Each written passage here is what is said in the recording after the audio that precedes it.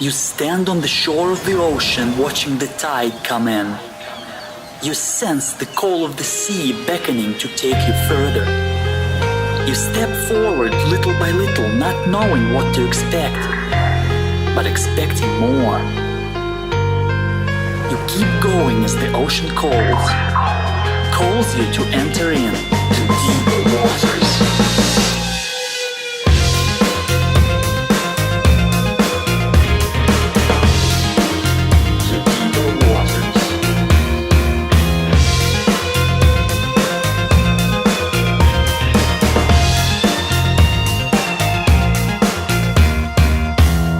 Hello everyone and welcome to the Deeper Waters podcast. I am Nick Peters, your host, seeking to bring you the very best in Christian scholarship and apologetics.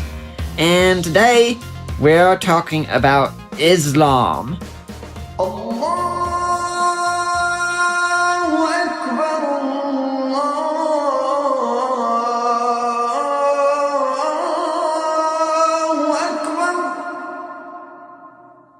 Now, I don't know about you, but many times when I've seen a presentation given, such as at the local university by Ratio Christi, and we talk about the Bible, Muslims will come up and say, hey, don't you know the Bible has been changed over time, but the Quran, it hasn't been. It's stood reliable over and over. Is that true? How did we get the Quran? Well, to talk about that today, I've got Dr. Andy Bannister on the show.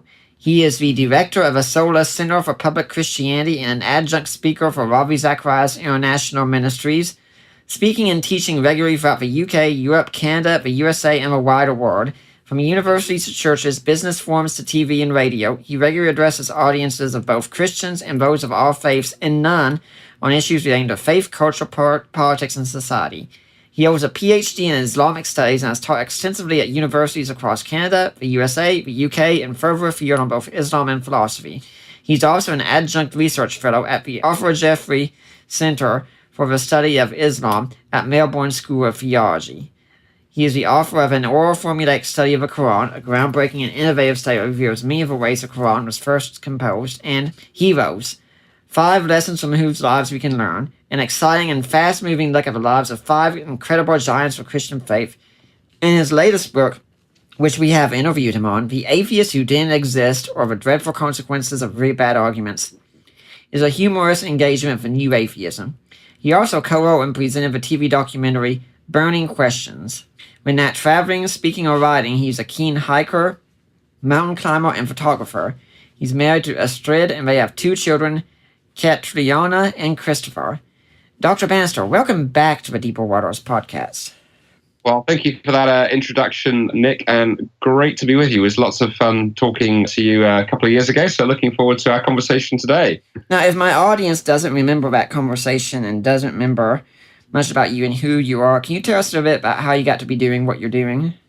Yeah, so it's interesting, Nick, that we are talking about Islam tonight, because it was really Islam that led me into this. So back in the late 1990s, I was a youth worker working for a group of churches in London, in England. Hadn't really thought about apologetics or philosophy, theology, any of these things. And then one day, a gentleman came to our church, did a seminar on Islam, and he was heading up some work at a place in London called Speaker's Corner, which is part of one of our big parks in London, where on a Sunday afternoon you can stand on a ladder or a soapbox, talk about anything. And he'd found there were lots of Muslims going there to preach about Islam, so he'd gone to preach to the preachers. And his whole story was fascinating. At the end of it, he said to me, as we talked, he said, well, why don't you come to Speaker's Corner next weekend? You come and see what we do. So I turned up at Speaker's Corner the following week to discover he'd brought a spare ladder, and his understanding of the words "come and see what we do" actually meant get on a ladder next to him. And I said, well, I've never talked to Muslims before. He said, oh, they're easy. I said, I've never preached on the street before. He went, oh, it's not hard. Both those things were wrong, because those Muslims I met that first Sunday at Speaker's Corner and in London were very well prepared in how to engage Christians, and they tore my faith to pieces and sort of put the pieces in a little paper bag, patted me on the head and sent me home. I remember thinking, well, I need to now do some really hard thinking as to whether the things I thought I believed are true. And that was the beginning of a journey that took me very, very deeply into investigating my Christian faith, sort of taking it to pieces and putting it back together again. And actually, as I studied Islam as part of that, I became so fascinated by what I studied that I went on to get my doctorate in Quranic studies over the next 10 years. or 15 years actually, or so from that point. And as I did that, the more I studied and more I investigated, the confidence I had in my Christian faith grew tremendously. And my questions, critical questions about Islam, got bigger and bigger and bigger. And what I discovered actually, and we'll press into this more as we talk, is that I think Christians have done over the years a phenomenal job at working on the hard questions, thinking about their faith in critical ways, right from the very start, really. Whereas most Muslims, not all, but the majority I meet, will throw out sound bites like the Quran has actually been changed, for example, but you only have to ask a few questions and you discover they've never actually investigated that, they've never actually thought seriously about that, and when you do so, the problems begin.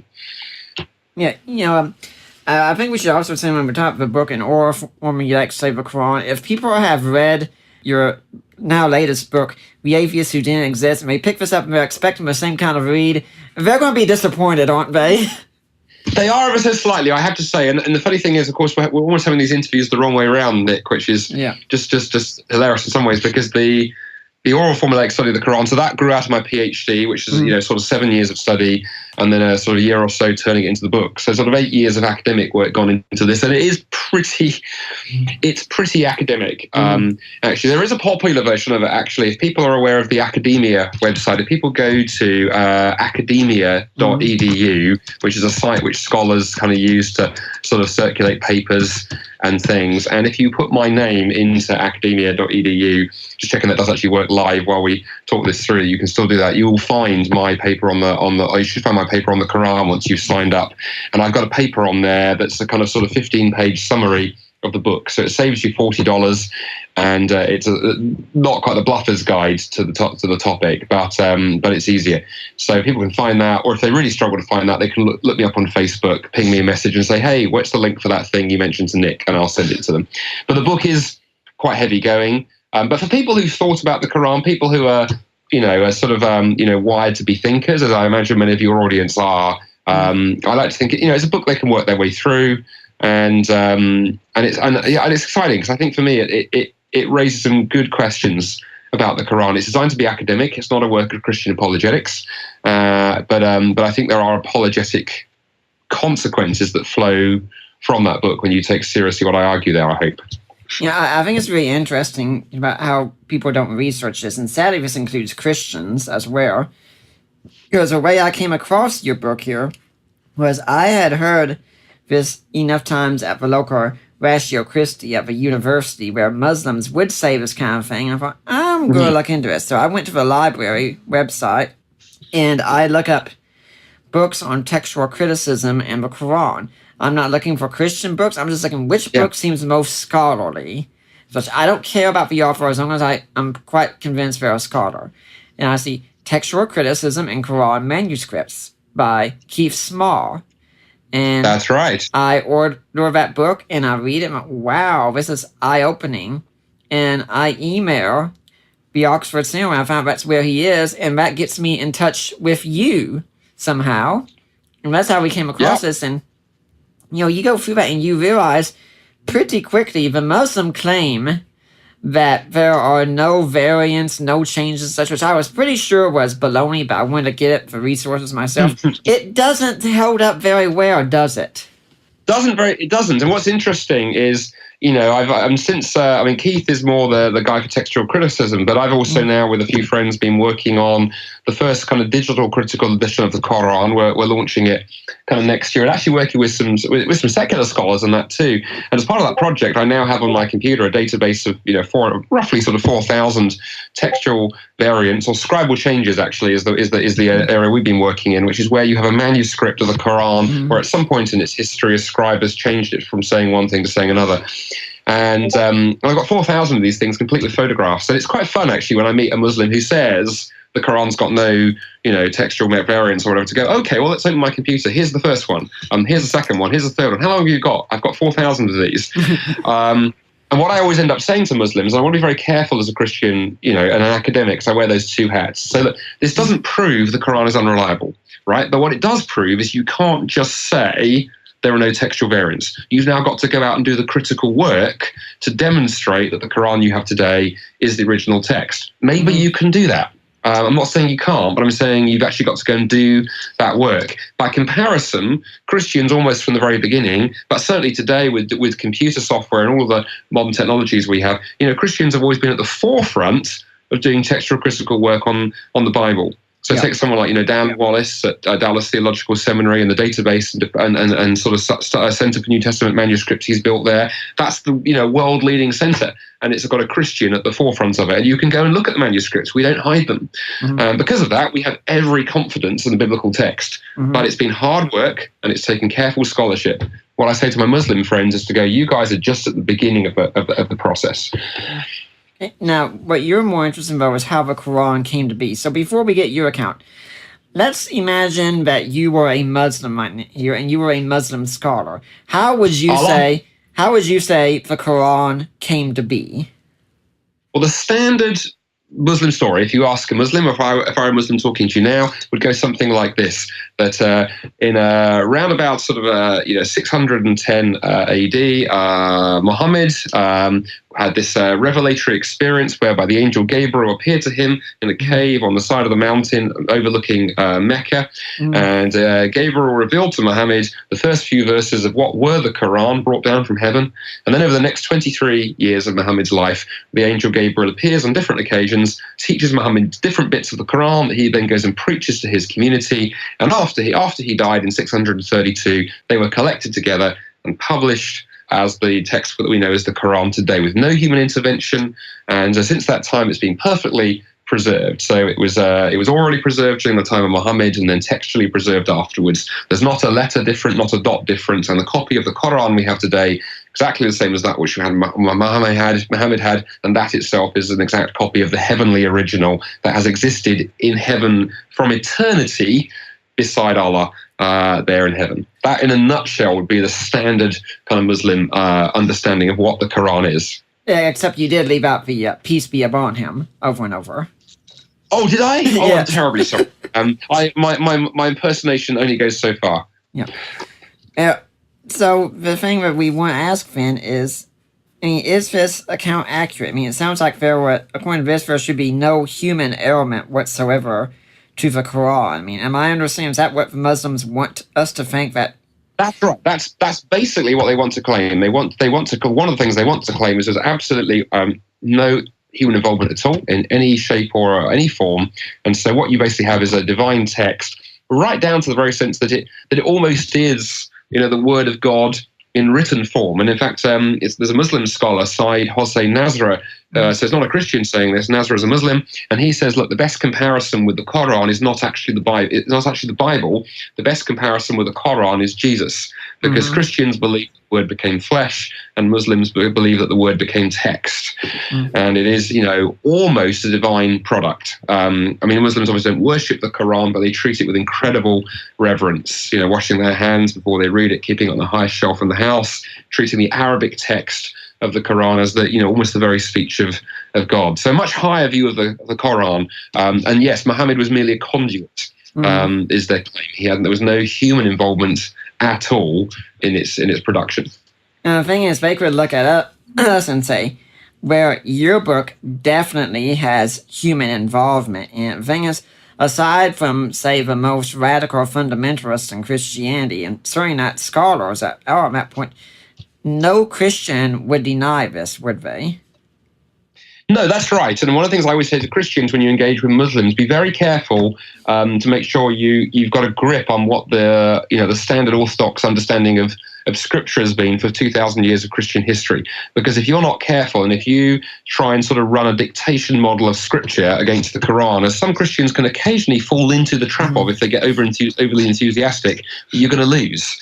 Because we don't have a text that's ever claimed to be, sort of God literally wrote it in his own hand. The only account we have really of that in Scripture is the Ten Commandments, right? Where the finger of God, as it were, actually sort of writes the thing. Other than that, it's that God, through his Spirit, breathes through the human authors in such a way that what you have is both a divine product, but also with human involvement.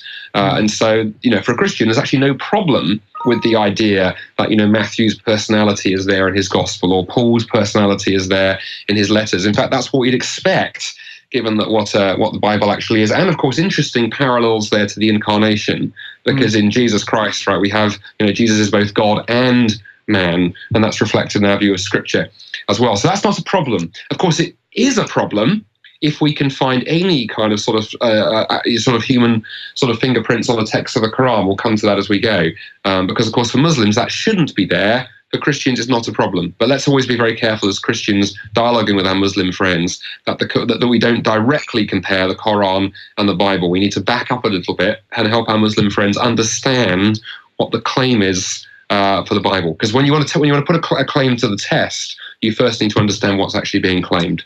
Yeah. Now we could even grant something like, say, the research of Keith Small, and say that there have been changes in the transmission of the Quran over time, and that would not be sufficient to deny divine origin of the Quran the way the Muslims claim, right?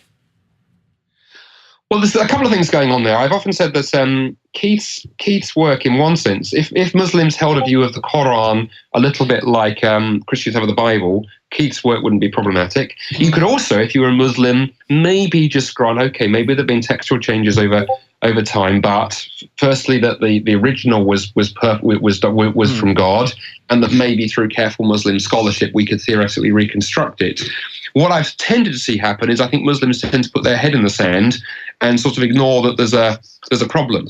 And I've often said to Muslims, it's interesting, why is it that it's largely non-Muslim scholars having to do this work on the Quran? In fact, across the board. When I mentioned a moment ago, this kind of digital work that we've been doing, when I first began doing Quranic studies back in the mid-2000s, I sort of assumed that there'd be tools available like there are for studying the Bible. For the Bible, we have, Accordance, Bible Works, Logos Bible software, Step Bible, the list goes on. Really good tools that you can use to search the text, analyze the text digitally. Wonderful stuff out there. For the Quran, there's nothing. For many years. Then we got a couple of really sort of quite ropey bits that a few people have knocked together. And finally, it's Western scholars who come, okay, right, this is about time that we had a really decent, digital text of the Quran that we could work with as scholars and analyze. But I found myself thinking, with all that money sloshing around the Gulf states and Saudi Arabia, the amount they put into printing Qurans and goodness knows whatever, gosh, if they just put a tiny 1% of that into really good scholarship, goodness knows where the Muslim world could be, but it's never been done. And I think it's largely two reasons. I think it's the view of the Quran that it's almost untouchable, and I think there's a fear. I think there's actually a genuine fear that if they start asking the questions and sort of open the lid of the box, what might actually be discovered. So the best thing is you just don't go there. You just sort of say, oh, it's been perfectly preserved. Don't ask any questions. I'm thinking kind of amusingly, David Wood of Acts 17 Apologetics, he's got a video with Bart Ehrman at this convention source, and he gets a question. He says, "You've invested a lot in talking about textual criticism in the Bible. Have you ever considered doing the same thing with the Quran?" And the audience just laughs at him a question, and Bart Ehrman replies, "When I cease to value my life, that's what I will do." Well, yeah, I think that's I think there is a degree of that. I mean, that's not entirely the case for all scholarship. I want to be fair here. Together, there are Muslim scholars who are open to critical stuff. It's more they haven't generally done it. And it's interesting you mentioned Bart Ehrman, because the other month I did a debate in Canada with Shabir Ali, one of the Muslim world's most well-known kind of apologists. And when I was preparing for that, I came across you mentioned Bart Ehrman, I came across an interesting piece somebody sent me on his blog about a year ago, where somebody had said to him, it's actually a Muslim writer, had sort of said how much they liked his work, because they like to use it to bash Christians. And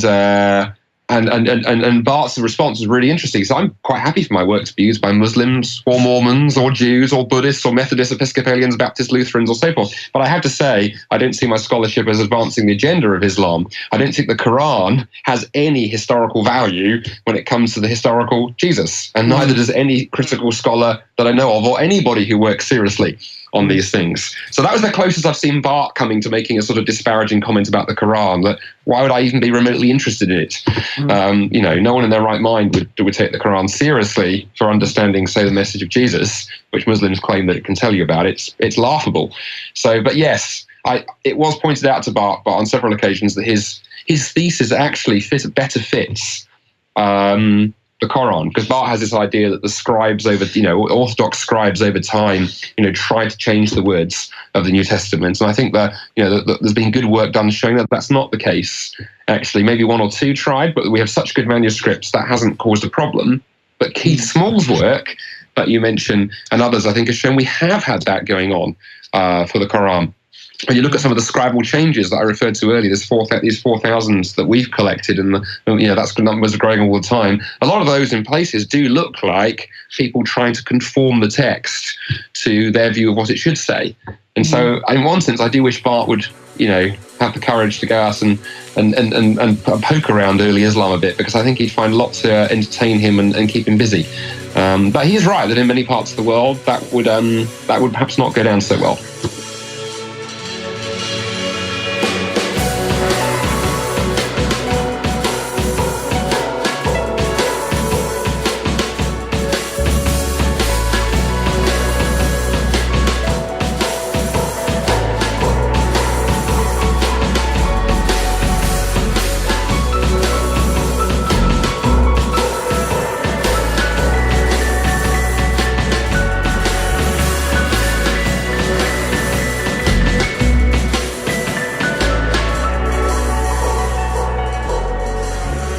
I'd like to remind everyone right now, you're listening to the Deeper Waters podcast.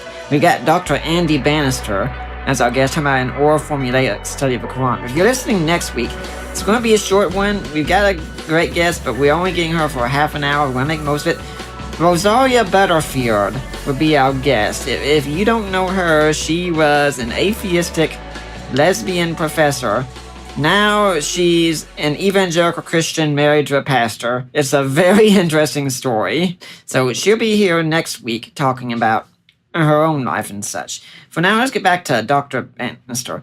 Now, even if we've got all these different Quran manuscripts and such, we can still get a good basic idea in many ways of what the Quran did say. I mean, we're not going to come across a Quranic manuscript that says, oh, by the way, Muhammad really believed in this Trinity thing, after all. That's probably not going to happen. So, assuming this general idea of what we have, what the Quran said, what signs can we give that show that this was a more human work than a divine work? Well, before I dive into that, that's a great question, and looking forward to digging into that in a second. Before that, the one thing I would say to that, it's interesting.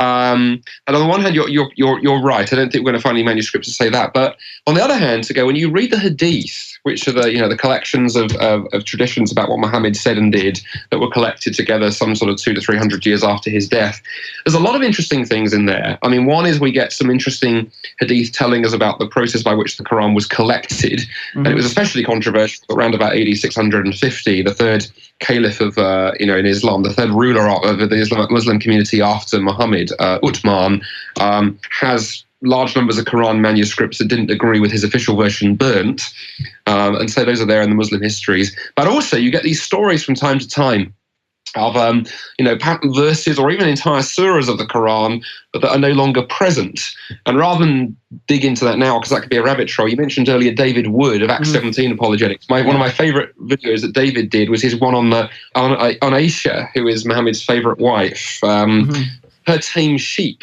is allegedly described as eating a few verses of the Quran. And so if listeners Google David Wood Sheepgate, it's a hilarious video, but actually the scholarship behind David's work is very good there. But he does bring out this one example of a story of a verse that is no longer in the Quran that was once at one point. And there are others. The verse on stoning is a famous one that, according to several hadith and traditions, the Quran once prescribed the penalty of stoning for adulterers, and you won't find that verse there today. So on the one hand, you're right. We're potentially not going to turn up a manuscript that says, Muhammad did believe in the Trinity or whatever.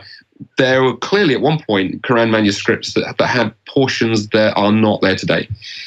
Going with what we do have still, because yes. we could get down a rabbit hole, and again for that I just say Keith Small's book, Textual Criticism and Quran Manuscripts. We've tried to get him on here, but unfortunately he's got some kind of cancer and such that really saps his energy, so he's just not able to do it that way.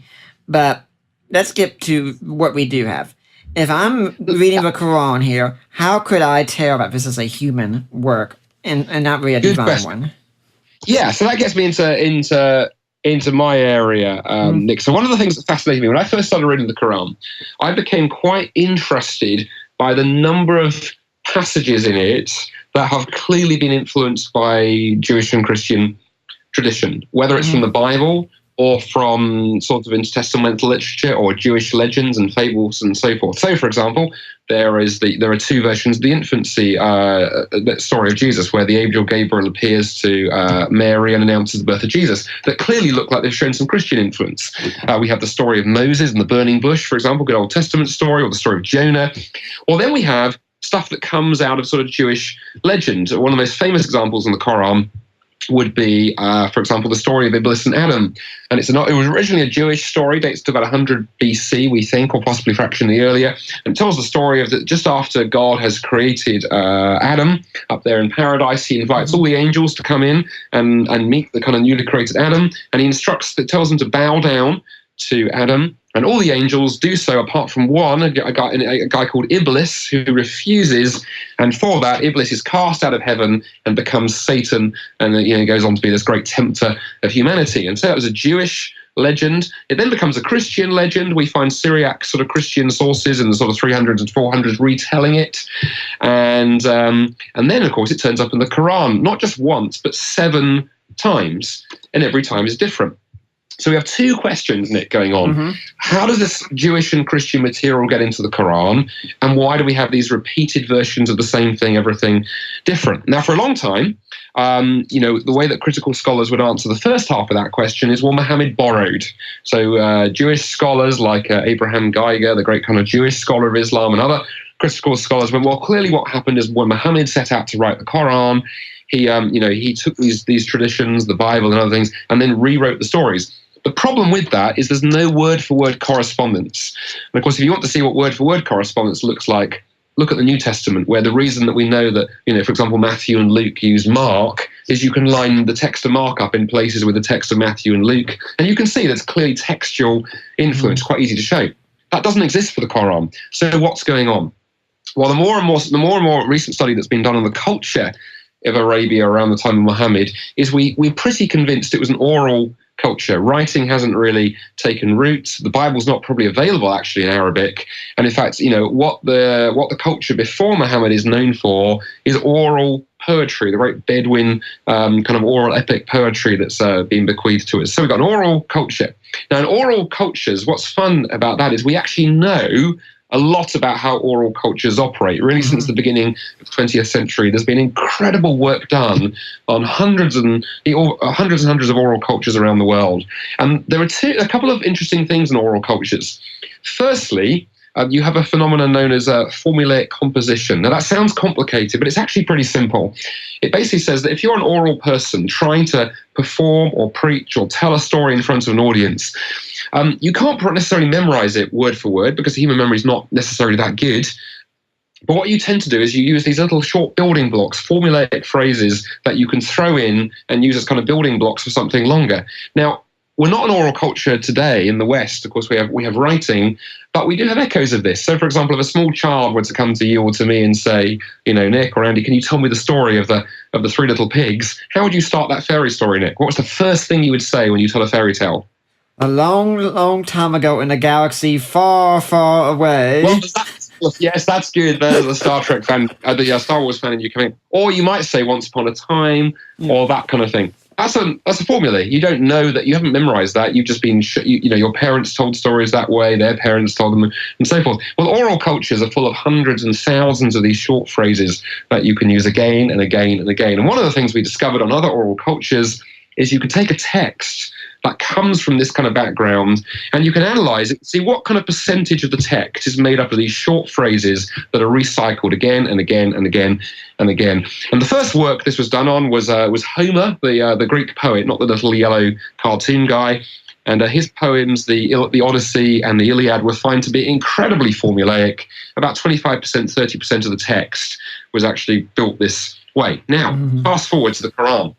When I began studying the Quran, I noticed these kind of short, repeated phrases turning up all over the place.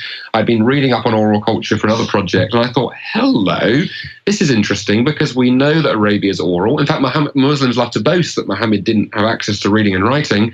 Muslims have used that as an apologetic for years. Muhammad, was illiterate, so how could he produce the Quran? I found myself thinking, I wonder what would happen if we subjected the Quran to that particular test. And to cut a long story short, I wrote some computer software because I got a background in IT, and which actually grew into this digital stuff I talked about earlier.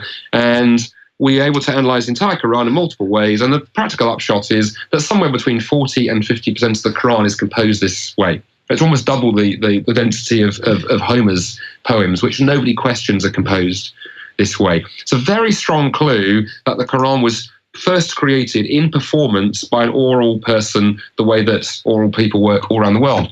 But that would be interesting enough, but there's even more evidence, because the other thing we see in orality is a phenomenon that goes like this. Let's imagine a little child were to come to you, Nick, and say, do you have children, by the way, or do you not? We don't.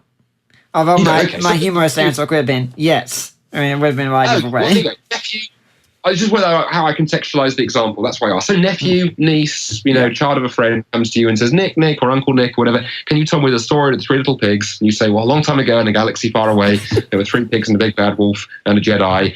And you tell that story. And they love it so much, the next day they come to you and ask for the story again, and you tell them again. And we happen to record both tellings, and then we take those recordings, we transcribe them and compare them. Now, what's going to happen is those two stories will not be exactly the same unless you've memorized that particular story. There might be three pigs and a wolf and various things, but the basic story will be the same, but the wording will be different. You have created what in the technical term for that is a performance variant, a variant version of the story caused by the fact you have performed it, not memorized it. And when you find that in a tradition, it's a very strong indicator that you're dealing with orality. And think back now to Ibn Sina and the Quran. 7 versions of the same story, some short, some long, every time they're different. And we have other examples across the Quran where that happens. The Quran will tell the same story in different language. And so you put those two things together, and it's a very powerful piece of evidence that Muhammad was doing what oral storytellers have done since time immemorial. And then, final piece of evidence for you, when you turn to the Hadith, what's interesting, time and time again, we hear these stories that Muhammad was able to apparently produce Quranic passages on demand. So, a situation arises and he can just go, well, okay, the Quran says. Now, of course, Muslims have always tried to say, well, that's because Gabriel prepared him for that. You put it together with these other pieces of evidence, and it looks very much like Muhammad was an oral storyteller. So we have the method that the Quran was put together. It explains why it looks the way it does, the shape of the way it was, and it explains the method by which Muhammad used these fairy tales and these legends. Muhammad probably heard the story of Ibn Sina, floating around the marketplace there in Mecca. Perhaps a Jewish person had told it to an Arabian person who thought it was a great story. Muhammad hears it and goes, oh, that's a fantastic story. And, a few weeks later he's preaching and he uses it. And he uses it again and again and again, and it turns up there in the Quran. It explains what it's doing there, the form it's taken, and why we have these multiple versions. No need for any divine intervention at all. It's a purely human product, which actually, when you study it carefully, is shouting at you, this is how I was made. I have to say a few things. First off, I did have to go with a Star Wars reference. My wife is really much more of a fan, but I went with her to Stephen Emu. We had a gift card yesterday, so I had to have some fun when you gave me that open-ended question. How can I have some fun with absolutely. it? And secondly, what I'm thinking is you see, we can look at this and we can see how it was human, no divine ideas needed and such. And my first thing for that is, couldn't someone say the exact same thing about the Bible? We can show how it came back humanly. I mean, we can see all these things being copied and such in it. So maybe the Bible is 100% human in origin and not divine at all. Yeah, fantastic. Well, I think what you can then do is you do a number of things. You can firstly, this comes back to the claims that are made about a given text. So one of the things I say is interesting, right? Take purely orality, for example. One of the things that this oral approach does that is very, very interesting. I don't talk about this in the book because this now pushes it into apologetics. See, for a long time, one of the things that critics have said of the Bible have gone, well, the Gospels, so says the skeptic, were written, years after the events, decades after the events. For a long time, critics were, pushing the Gospels way past 70 AD and, long, long time after Jesus and the eyewitnesses. Well, here's the interesting thing. You can actually use this kind of oral literary approach that I've just described on the Gospels, and it works quite well, especially around things like the parables, where we sometimes have multiple versions of the same parable. And actually, there's been an increasing move in New Testament studies to going, rather than explain those as one gospel writer redacting a different version, actually some of these do look like multiple retellings of the same story, which is very interesting because Jesus was a wandering, oral, itinerant preacher. And like all preachers, you get a good illustration, you're going to use it in multiple sermons. I'm guilty of that. People who sort of follow my stuff online will say, I can't believe you told that story for the 20th time. Well, it's a good story. And we can also say that you and I probably as speakers, we have the same talk we can use over and over, but we never tell it verbatim the same way. No. So the point being is what's interesting. So oral analysis at this point shows us a very early looking feature. It looks in the Gospels as if we were in touch with the authentic voice of Jesus, because you've got these oral features there, which if the Gospels were later literary creations, very hard to explain what that's doing there. So in a sense, you have something that should be there that is there.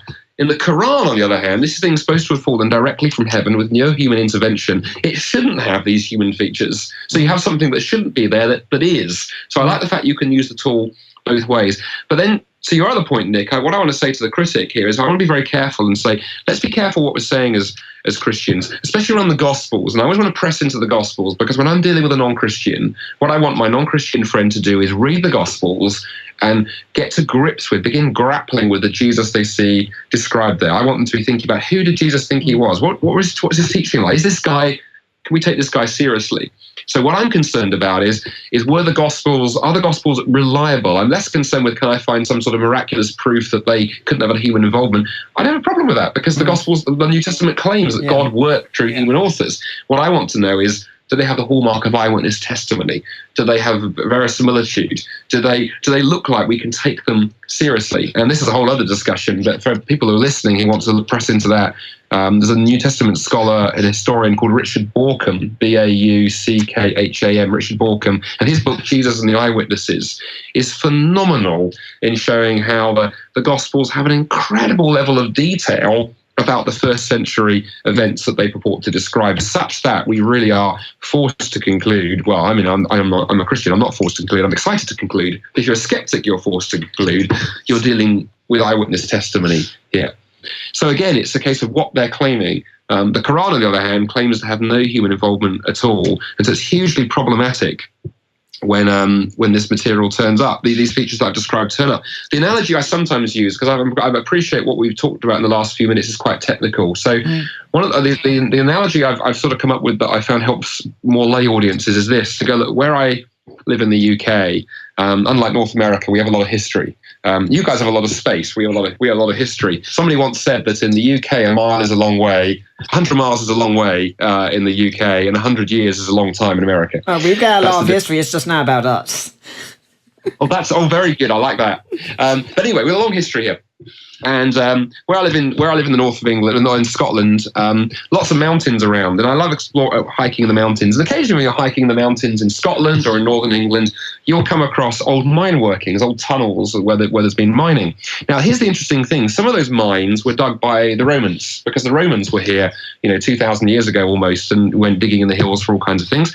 But also, the Victorians liked to do mining as well and dug lots of things out of the mountains. Now, how can you tell the difference between a Roman tunnel and a Victorian tunnel? Well, the answer is quite straightforward, because the Romans, the Victorians had black powder, the forerunner to dynamite, their gunpowder. They would blast, great chunks of the hills out, and you can see that type of tunnels that digs. Mm-hmm. On the other hand, the Romans used picks and shovels. And when you look at a Roman tunnel, you can still see the pick marks in the rock from the tools that were wielded 2,000 years ago. And the point of the illustration is that tools leave their marks in the surface that they work on. That's true if you're digging a tunnel or blowing a tunnel up. It's also true if you're constructing a text. And I want scholars to come along and look at it and go, okay, what are the marks left behind? And what does that tell us about how it was constructed? And when you look at the Quran through this lens, it's entirely obvious. It's not even, it's almost not even questionable. It's so obviously something was constructed in this oral kind of traditional way that it, you know, when you compare it with things like Homer or the Beowulf story, you know, here in medieval, in ancient English, and so on and so forth, it fits that kind of style of tradition. So the Muslim claim simply does not stand up. And in fact, now it's quite funny when I meet Muslims who tell me sort of dewy-eyed, oh, Muhammad couldn't read or write. I go, yeah, absolutely. I agree with you. Because that's why he produced the Quran the way he did. If he was a literate person, it would have looked quite different. Yeah, I had to smile a little bit when you referenced Richard Bauckham and his great work, Jesus and the Eyewitnesses, because, I mean, fans of the show know we like to keep up. November 11th, just last month, we interviewed him on the updated version of Jesus and the Eyewitnesses. So if you want to hear what Dr. Bannister talked about, just go back a month. That's marvellous. Oh, good. Richard's a wonderful scholar. So glad you got him on the show. Yeah, and that was even his second time coming on, so... All right. Oh, you're doing something right then. All these repeat visits. I sure hope so. And by the way, I'll tell people we've even talked that with Dr. Hurtado about coming back on again sometimes. So we're doing a lot of work here. We like to get those UK scholars over there. That's awesome, Nick.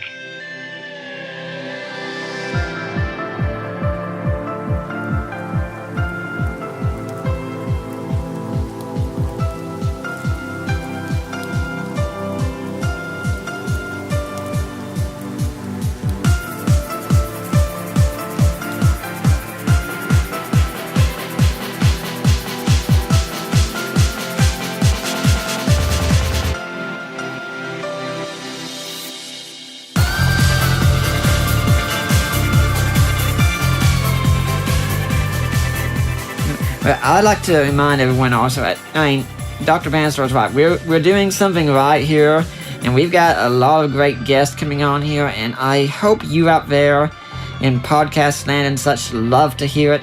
And if you love to hear it, I hope you'll take part in it.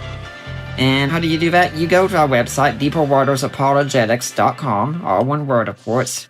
There's a link on the side. Help support the work of Deeper Waters Christian Ministries. And there's a link in there where you can make a donation, and it takes you to the ministry of Risen Jesus. That's the right place. That's the ministry of my in-laws, Mike and Debbie Lacona.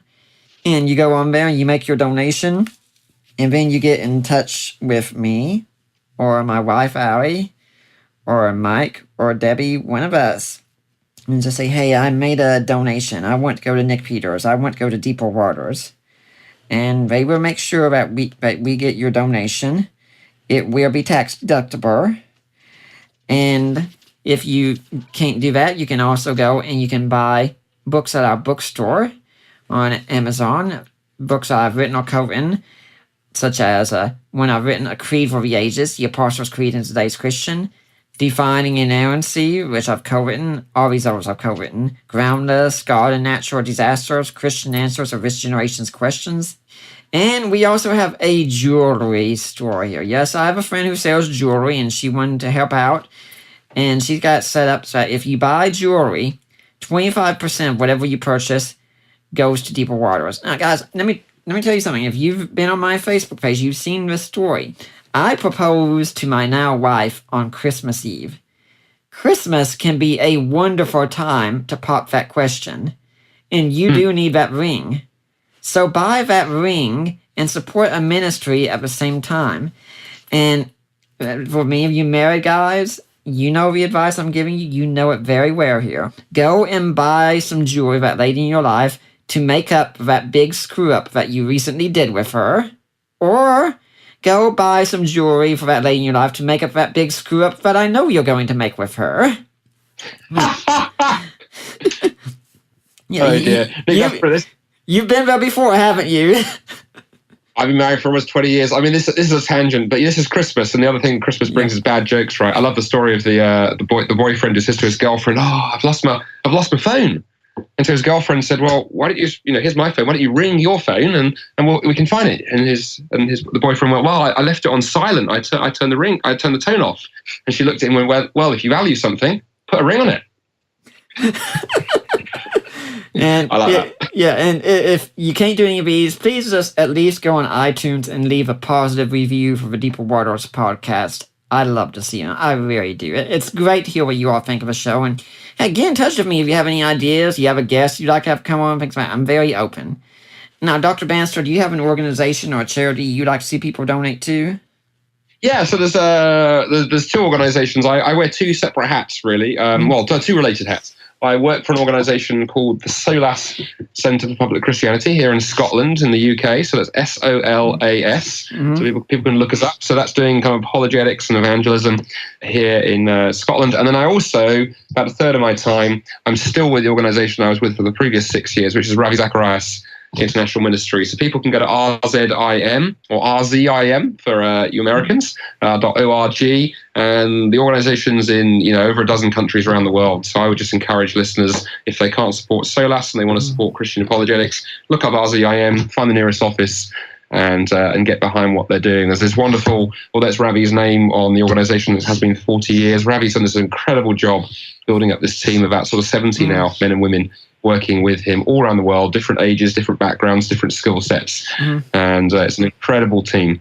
And they value your support too. Yeah, and the 5 solas there, isn't that David Robertson's thing over there, or am I confused? Well, that's right. So SOLAS was originally set up by David Robertson, who you've mentioned. So David set SOLAS up about 7 years ago. And then when I moved back from Canada, when I was serving with RZIM kind of full time, I came up to Scotland to join David and in fact take over the reins from David. David's got his fingers in so many pies, including church planting and all kinds of things that he needed to handle the leadership. So I'm now heading SOLAS up, and David's a hugely important member of the team.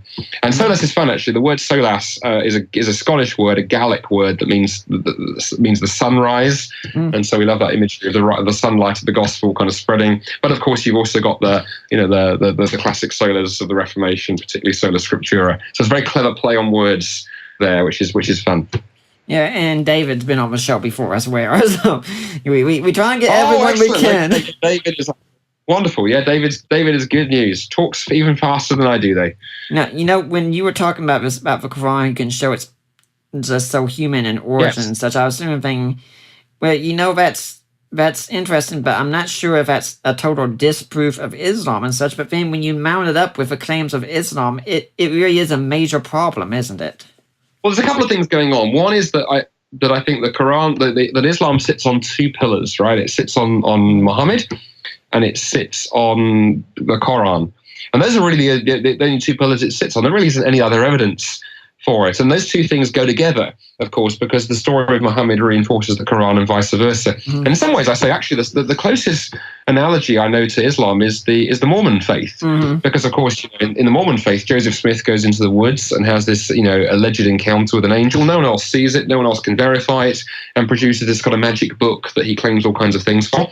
And the same is true of Islam. Muhammad has this experience, no one else sees this angel, no one else has this experience, and of course now has produced this book, and so the 2 go together. So just as in the Mormon faith, Joseph Smith and the Book of Mormon are the 2 things to press into, so with Islam it's the Quran and Muhammad.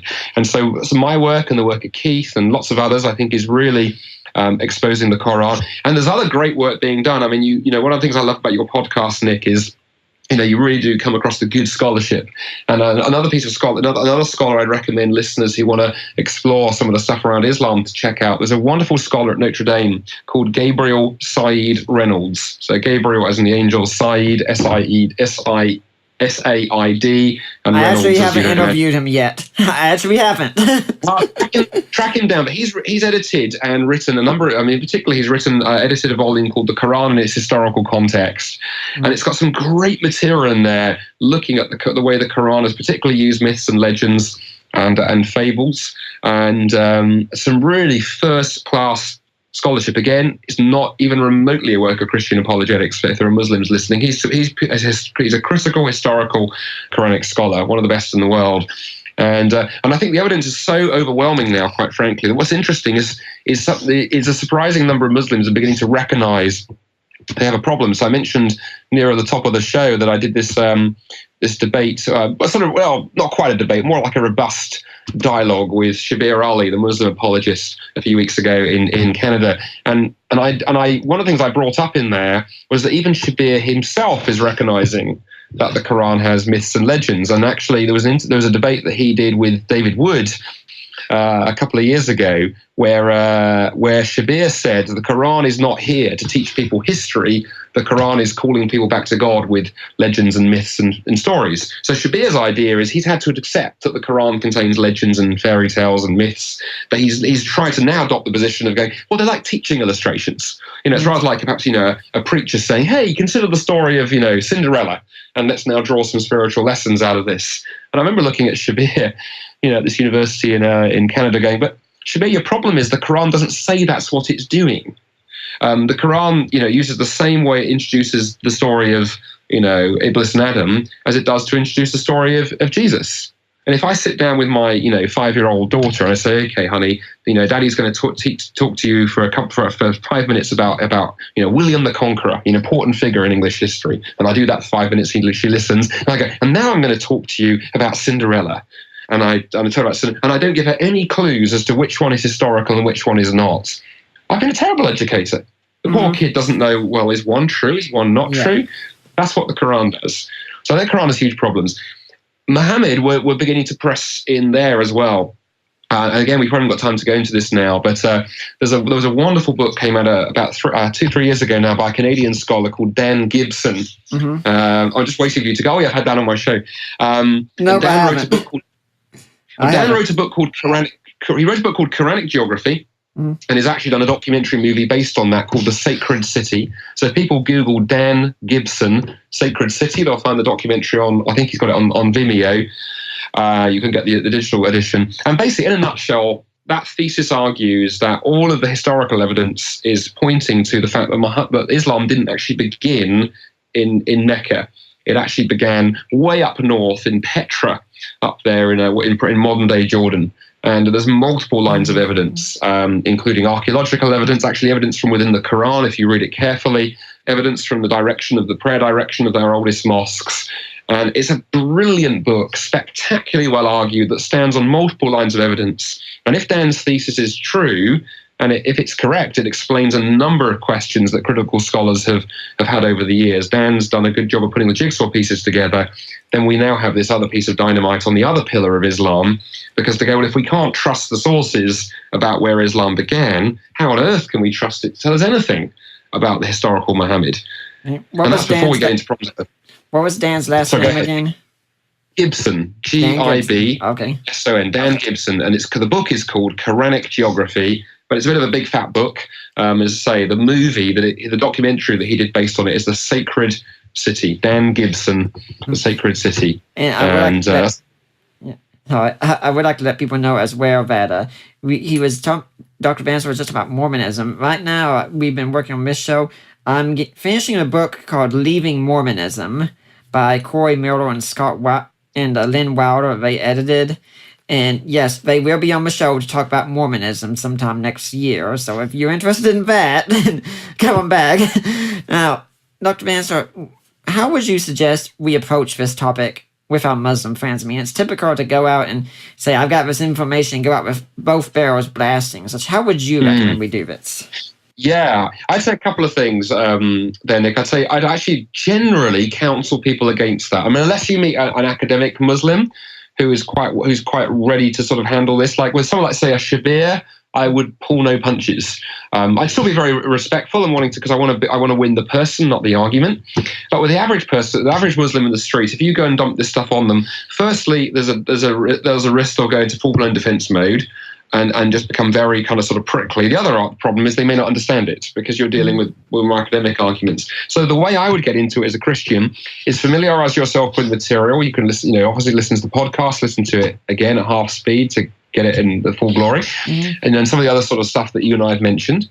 And then begin asking your Muslim friends questions. One of the questions I always like to ask people, and this works for our atheist friends too, right? But certainly for Muslims, what's your evidence for that?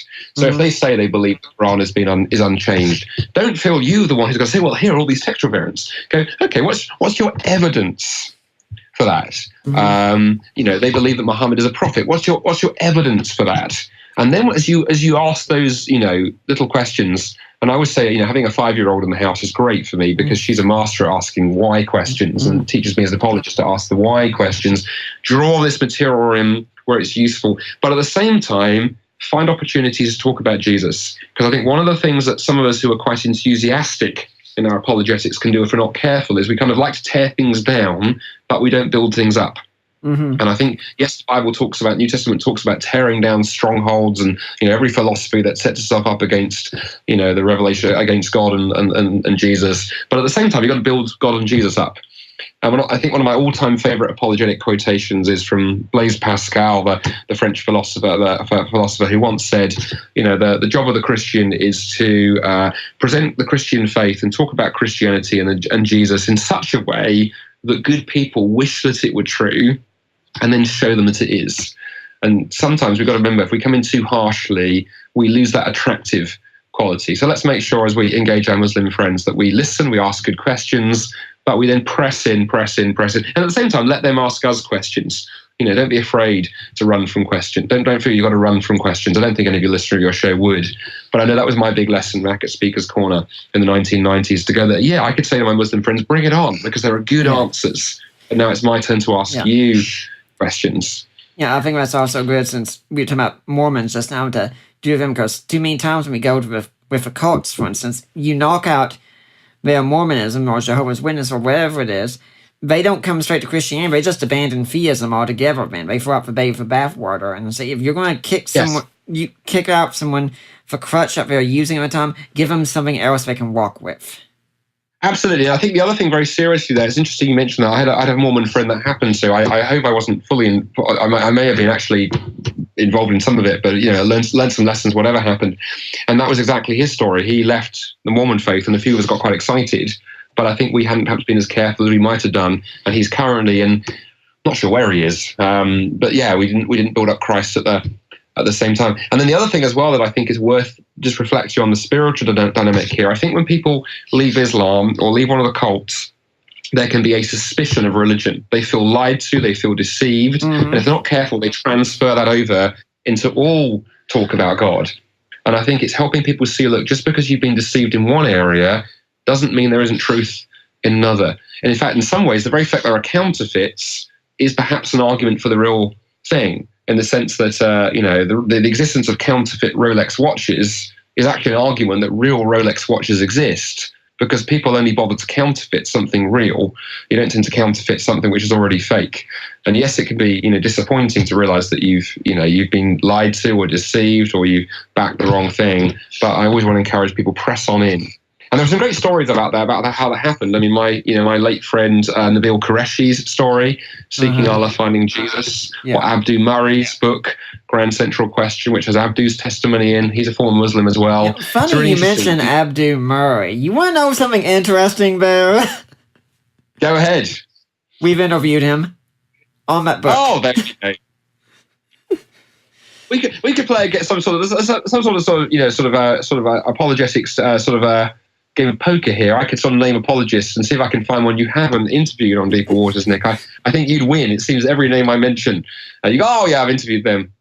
Well, Dr. Bannister, it's been great on you. I'm seriously trying to contain my laugh over here, because the audience needs to hear what you're saying, but unfortunately, good things do tend to have to come to an end, and you got things you gotta do, I got things I gotta do. But if people want to find out more, do you have a blog, website, and email where they can get in touch with you if they want to find out more? Yeah, the best place to go, you can find my material in a number of places, but the best place right now, given where I'm a terribly inefficient blogger, so I won't direct them to my blog because it's embarrassing, but I will direct them to the SOLAS website. So they can go to SOLAS, so that's SOLAS, and then hyphen CPC.